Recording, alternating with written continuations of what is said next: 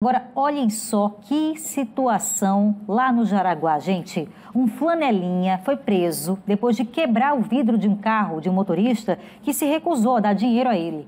É um caso de violência e assédio. Ele foi preso em flagrante. A gente vai falar agora com a repórter Italine Marques para entender esse caso. Italine, conta pra gente como é que foi a atuação da polícia. Oi, Bia, mais uma vez eu cumprimento você, quem está em casa, quem está ligadinho conosco aqui no Cidade AL. Só para a gente contextualizar, essa história aconteceu hoje de manhã aqui no bairro do Jaraguá, que fica na parte baixa de Maceió. Esse condutor estacionou o carro em uma das vias que ficam aqui no bairro, próxima a uma lanchonete bem badalada e bem famosa aqui da região. E aí, quando ele retornou para o veículo, ele foi abordado por esse flanelinha e se recusou a fazer o pagamento, o que até onde eu sei é um direito dele. No entanto, a partir daí teria se dado essa confusão, esse flanelinha teria quebrado o vidro da parte de trás desse veículo. Parte dessa ação foi flagrada por algumas pessoas que passavam ali no entorno e algumas dessas pessoas até chegaram a achar que era uma situação de roubo. Por essa razão, a história acabou chegando inicialmente à polícia, que tomou as providências cabíveis. Sobre o assunto, Bia, a gente vai conversar agora com o delegado da Polícia Civil de Alagoas, doutor Tiago Prado, que é titular da Delegacia de Roubos. Ele que foi acionado para essa ocorrência e atuou realizando a prisão desse suspeito. Delegado, boa noite, bem-vindo, prazer falar com o senhor mais uma vez. Conta pra gente sobre essa história, né? O senhor, na verdade, que já estava vindo aqui para o Jaraguá, quando recebeu essa ocorrência, esse chamado, e quando chegou ao local se deparou com o quê? Bem-vindo mais uma vez. Boa noite a todos. Pois é, foi uma situação de que inicialmente foi passado como uma tentativa de roubo, em que um flanelinha teria tentado assaltar uma vítima aqui no bairro de Jaraguá. E nos deparamos com a situação junto com a equipe da Delegacia de Roubos e verificamos que na realidade se tratava ali de um flanelinha que praticou uma extorsão, ou seja, quando ele exige qualquer tipo de quantia em benefício próprio mediante violência ou grave ameaça, ele está incorrendo assim num crime de extorsão. E naquele momento a vítima não quis pagar, é um direito dele, né? O cidadão não tem dever de pagar a ninguém por estacionar seu veículo em via pública. Mas, não satisfeito com a resposta dessa pessoa, desse condutor, o flanelinha então veio a quebrar o vidro do veículo, o que incide, né, também num crime contra o patrimônio, que é o crime de dano. Dessa forma, então, agimos, né, conduzimos esse cidadão aí para a Delegacia de Roubos para a lavratura dos procedimentos cabíveis. Nesse caso, então, ele é autuado em flagrante por esses dois crimes, fica à disposição da Justiça e vai responder por isso, né? Nesse caso, ele foi feito um termo circunstanciado de ocorrência no que diz respeito ao crime de dano. A gente investiga também o crime de extorsão, que é justamente esse constrangimento, essa exigência por parte do flanelinhas contra pessoas que estão estacionando seus veículos em via pública. A gente cabe distinguir aqui, Italine, todos que nos acompanham, que é possível que o flanelinha venha pedir, solicitar alguma ajuda, algum trocado, né, por ele estar ali olhando o carro, enfim, estar auxiliando o condutor. Mas ele não pode exigir, obrigar que alguém venha a pagá-lo.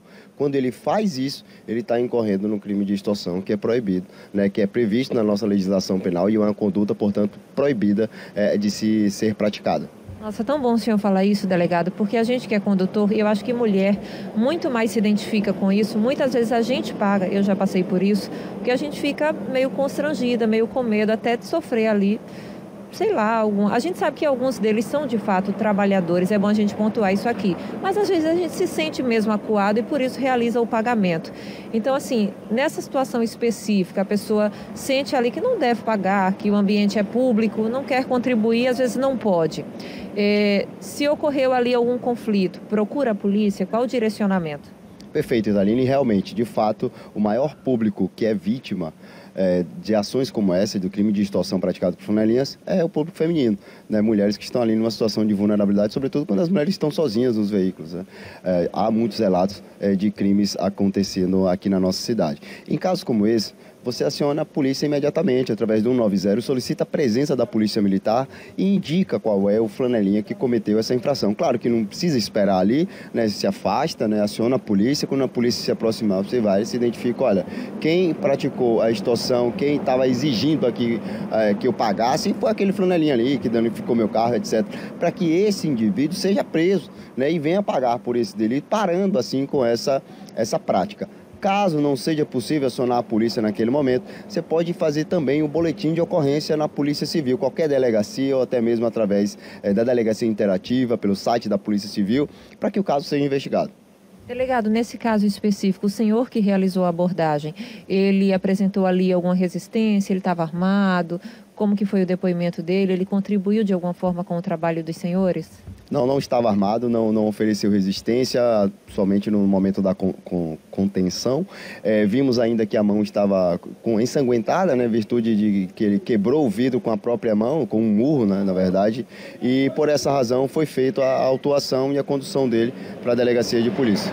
Ele disse por que fez isso, ao menos deu alguma justificativa à polícia? Ele disse que se arrependeu, agiu num momento de raiva, de fúria, e que não é padrão dele, segundo a sua versão, né? Mas, evidentemente, isso aí foi documentado e vai ser entregue ao Poder Judiciário para que ele, então, seja responsabilizado criminalmente.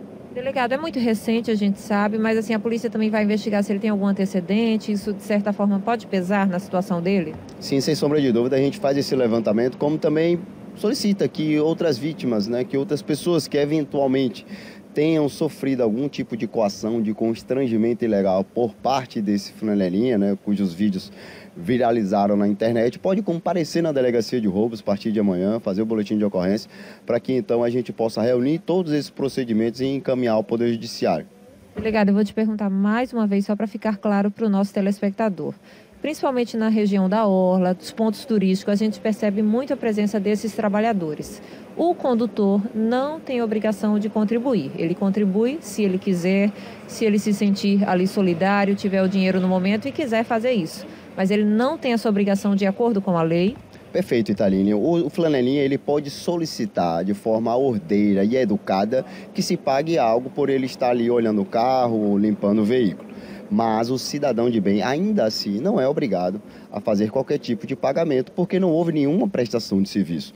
A via é pública e todos nós podemos parar nossos veículos ali, salvo se tiver placa de proibido estacionar. Do contrário, é possível parar o veículo e quando o flanelinha exige, obriga, ameaça a pessoa, seja homem, seja mulher, a pagar qualquer tipo de quantia, ele já está incorrendo no crime de extorsão. Vale dizer que é um crime formal que não precisa nem mesmo do pagamento para se concretizar essa infração penal. No momento em que ele exige, mediante violência ou grave ameaça, olha, me pague senão eu vou quebrar seu veículo, me pague senão eu vou furar o pneu do seu carro. Já está exercendo uma grave ameaça e é o suficiente aí para chamar a polícia e esse indivíduo ser preso imediatamente. A vítima também deu algum depoimento? Disse se porventura foi ameaçada? O que é que aconteceu ali naquele conflito? A vítima disse que não quis pagar, né? E por essa razão foi se deslocar para o seu trabalho, né? Ele tinha feito um lanche ali na lanchonete e aí então o rapaz veio indignado e veio a quebrar o veículo dele, que ele ficou assustado, inclusive, com a conduta, né? E logo na sequência acionou a polícia. Perfeito, delegado. Muito obrigada pelas informações. Parabéns pelo trabalho, doutor Tiago Prado, da Delegacia de Roubos aqui de Maceió, porque, Bia, inicialmente a ocorrência chegou para a Polícia Civil como roubo, porque a gente sabe que ocorre também muito de alguns carros serem arrombados e algumas pessoas, alguns criminosos, né, invadem esse veículo, mete a mão lá dentro para pegar algum pertence, alguma bolsa, algum celular, algo de valor que está dentro do automóvel. Não foi o caso específico, foi por conta desse conflito. O suspeito é um flanelinha, atua aqui na região, no bairro do Jaraguá, e a vítima veio para cá, foi fazer um lanche e depois ia voltar para o trabalho e aí houve esse choque porque a vítima não quis pagar essa quantia. Eu friso, Bia, eu quero muito que minhas palavras não sejam distorcidas aqui. A gente sabe que grande parte desses flanelinhas são trabalhadores, são pais de família. Realmente não tem muita opção, não tem muita oportunidade no mercado de trabalho, às vezes, sei lá, por falta de escolaridade, algumas injustiças que sofreram ao longo da vida, tudo bem.